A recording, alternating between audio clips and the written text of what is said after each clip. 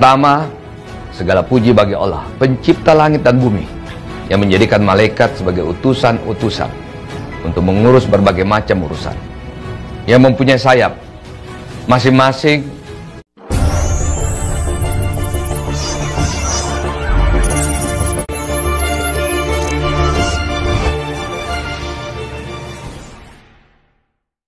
siap-siap juga Nasdem bukan hanya mendapatkan puji sanjung, fitnah, syirik, dengki, khianat. Nah, itu akan dihadapi Nasdem itu.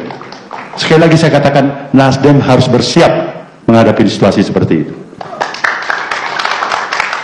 Nah, kalau dia mampu mengatasi masalah seperti tadi dengan tetap memegang nawah itu, niat baik itu, biasanya alam berpihak. Nah, kalau alam mudah berpihak, itu berat siapapun yang menghalanginya. Soal dua partai bagaimana ini kawan-kawan? Baik dari PKS, teman kita Demokrat.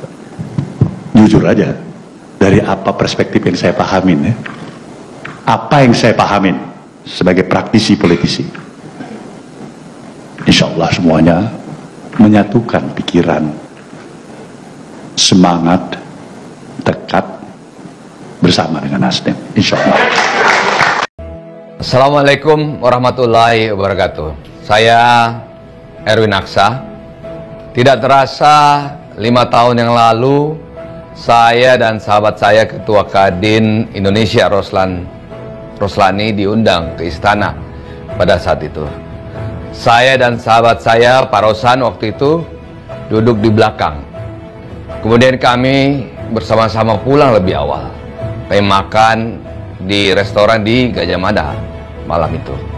Setelah makan kami pulang, satu mobil, dan ngobrol dan iseng menelpon sahabat kami Pak Sandiaga Uno, menanyakan ada apa dengan situasi Pilkada DKI. Saat itu ramai bahwa Bang Sandi ini ingin maju menjadi Gubernur DKI. Dalam percakapan itu kami mendapatkan informasi bahwa Bang Sandi akan berpasangan dengan Pak Yoyo, mantan Bupati Batang. Tapi batal karena isunya ditarik oleh Nasdem pada saat itu.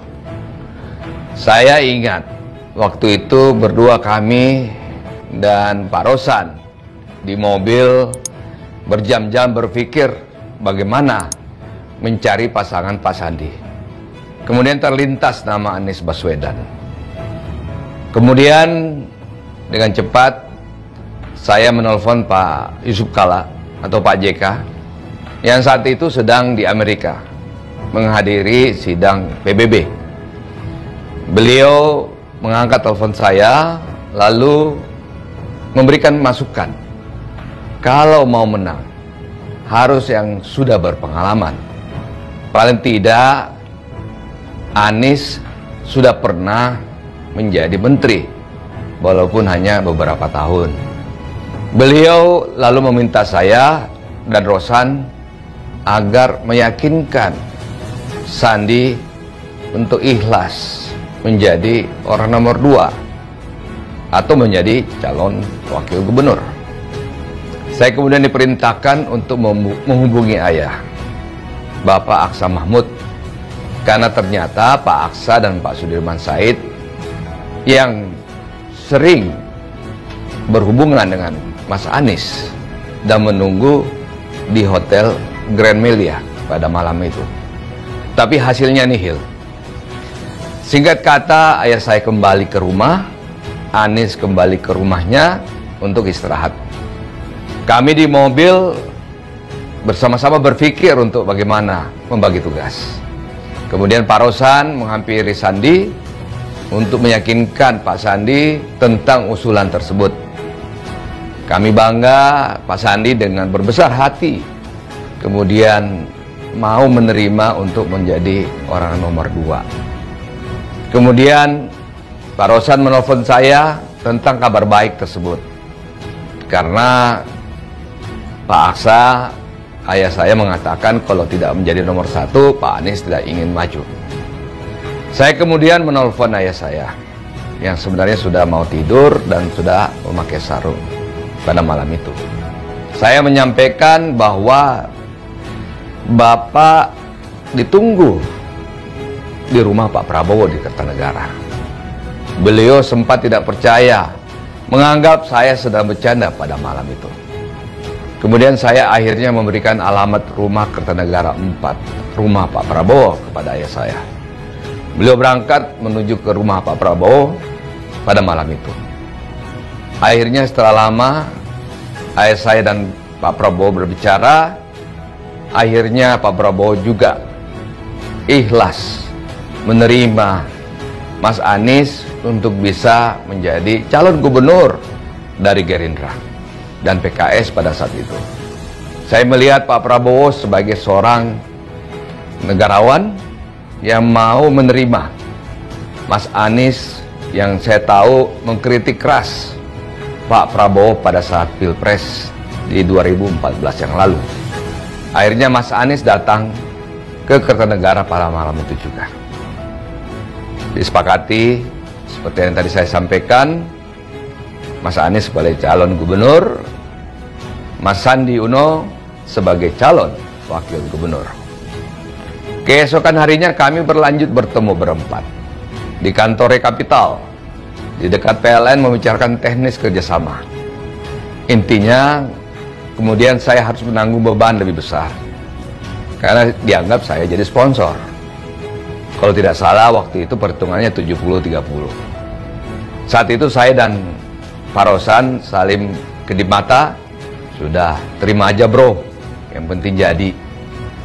Akhirnya kesepakatan itu terjadi dan Mas Anies serta Bang Sandi sholat Jumat di Masjid At-Taqwa, menandakan kalau mereka adalah pasangan cagup dan cawagup dari Gerindra dan PKS pada saat itu. Saya ingat survei waktu itu hanya 4% dibanding dengan lawan yang sangat tinggi hasil surveinya. Singkat kata, saya ingin bercerita kalau semua kehendak ada di tangan Yang Maha Kuasa. Kita hanya manusia biasa. Tidak ada lembaga survei yang bisa memprediksi Anies Sandi bisa terpilih menjadi gubernur DKI dan wakil gubernur DKI. Sebentar lagi sahabat saya Anies akan berakhir menjadi gubernur. Apa yang terjadi tidak lepas karena kita percaya bahwa Tuhan Yang Maha Kuasa yang menentukan segala-galanya. Semoga Yang Maha Kuasa selalu memberikan jalan yang terbaik untukmu. Karena yang perlu kita semua ingat, dunia beserta isinya ialah milik Allah Subhanahu wa Ta'ala. Terlebih kekuasaan itu hanyalah faktor kecil yang ada di dalamnya. Seperti yang tertuang di dalam Al-Quran surah Al-Fatir ayat 1-4 ini. Yang pertama, segala puji bagi Allah, pencipta langit dan bumi, yang menjadikan malaikat sebagai utusan-utusan untuk mengurus berbagai macam urusan. Yang mempunyai sayap, masing-masing ada yang 2, 3, dan 4.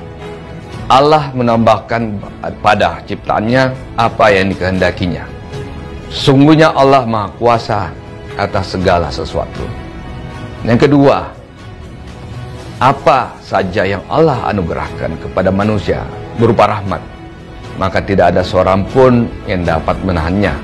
Dan apa saja yang ditahan oleh Allah, maka tidak seorang pun yang sanggup untuk melepaskannya sesudah itu. Dan dialah yang Maha Perkasa lagi Maha Bijaksana. Ayat ketiga, hai manusia, ingatlah akan nikmat Allah kepadamu. Adakah pencipta selain Allah yang dapat memberikan rezeki kepada kamu dari langit dan bumi? Tidak ada Tuhan yang berhak disembah selain Dia.